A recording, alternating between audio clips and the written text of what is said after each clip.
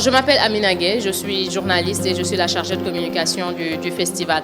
Donc là, vous venez juste d'assister à la conférence professionnelle du Dakar Game Festival. Dans l'objectif du projet, nous, c'est pouvoir créer des connexions entre les éditeurs qui vont venir de l'Europe, qui vont venir de l'Afrique, qui vont venir un peu partout du monde.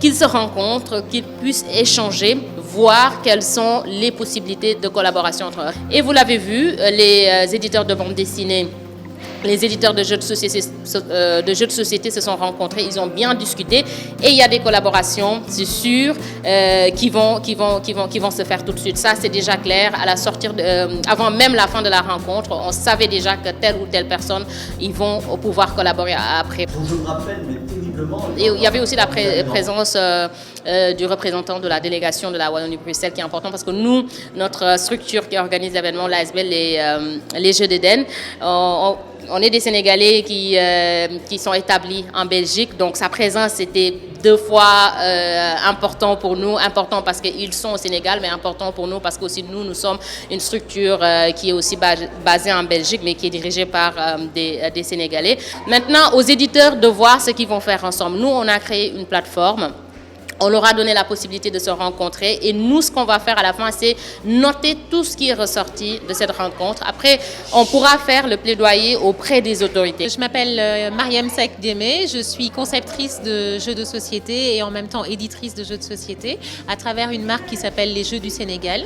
En même temps, je dirige aussi une bibliothèque et librairie qui est spécialisée dans la bande dessinée qui s'appelle BD Passion Dakar. Et donc aujourd'hui, ma présence ici, elle est naturelle parce que forcément, nous avons édité 3 jeux de société. Ces 3 jeux s'appellent Wallo, qui est un jeu historique qui se passe dans le Sénégal du XVe siècle. Le deuxième, c'est les 9 foyers du Jolof, qui est un jeu qui met à l'honneur les familles sénégalaises. Donc le but du jeu, c'est de recomposer les familles et donc ça permet de connaître non seulement les différentes ethnies, les différents noms de famille, mais aussi les compositions complexes de nos familles. Ce n'est pas papa, maman et frères, sœurs, hein, voilà. La famille Diop, le chauffeur, toi. Et le 3e jeu s'appelle Diar Diar. Et Diar Diar, c'est un jeu qui est à sortir, qui sort dans 2 mois et qui est un jeu qui imite la vie, dans lequel on recherche tout simplement à être heureux et à équilibrer sa vie. Voilà. Donc ici au Dakar Game Festival, c'est la 2e fois que je viens. Donc la première édition, nous y étions aussi. Ça nous a permis de rencontrer d'autres professionnels qui font les mêmes choses que nous et même de créer des collaborations. Et aussi, ça nous permet de rencontrer les jeunes et de leur faire découvrir l'univers des jeux de société. Comment on fait des jeux de société? Moi, quand ils viennent sur le stand, c'est ce que je leur dis. Est-ce que vous savez comment on en fait un?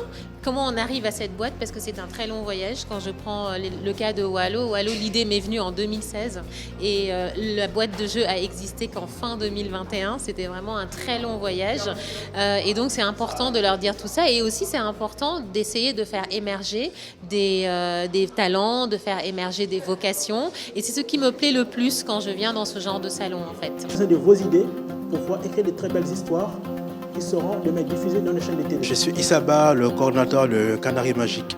Une agence qui est spécialisée dans la promotion de la culture africaine à travers le dessin, la bande dessinée et le dessin animé. Aujourd'hui, on est dans le cadre du festival Dakar Game, un événement hyper important pour la promotion de la culture africaine et sénégalaise.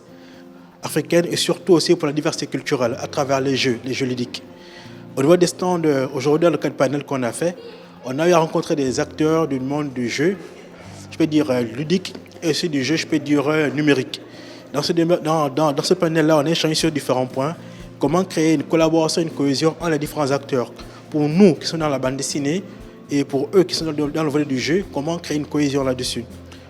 On a partagé déjà des échanges d'expériences où chacun s'est rendu compte qu'aujourd'hui, on peut travailler ensemble. Parce que ce qu'on veut, c'est d'abord promouvoir l'éducation sénégalaise. Comment à travers le ludique, à travers le jeu, à travers, je peux dire, l'apprentissage des langues. C'est important. Notre aspect aussi, on a les jeux. Les jeux qui permettent à l'enfant d'apprendre autrement, qui permettent à l'enfant de grandir, de découvrir. Les jeux aussi qui renvoient à la diversité culturelle. Et ça, c'était très important lors de cet événement-là. Nous, dans le cas de la bande dessinée aujourd'hui, on s'attaque beaucoup au manga africain.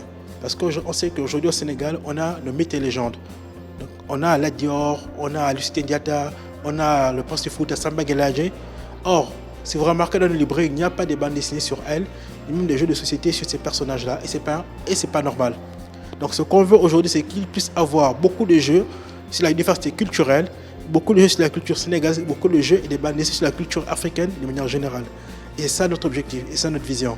Je pense qu'avec le Dakar Game Festival, on va y arriver. Nous, notre vision, c'est d'aider la population à refaire ce petit pas en arrière. Parce que parfois, on est tellement plongé dans le numérique qu'on oublie même l'essentiel. Alors que le jeu de société, ça éduque. Nous tous, nous, en tant qu'Africains, on a tous connu des jeux de société. Nos ancêtres ont créé des jeux de société qui leur permettaient d'éduquer, de redresser les enfants, de les corriger un peu parfois dans le jeu. Parce que quand on joue, il y avait des messages qu'on lançait dans le jeu. C'est pour ça que nous, on se dit que le jeu de société est important parce que ça crée le contact physique. Et ce contact physique est important parce que c'est ça qui va amener un vivre ensemble et une cohésion sociale dans une société, voilà, qui sera vraiment harmonieuse, où il fera bon à vivre.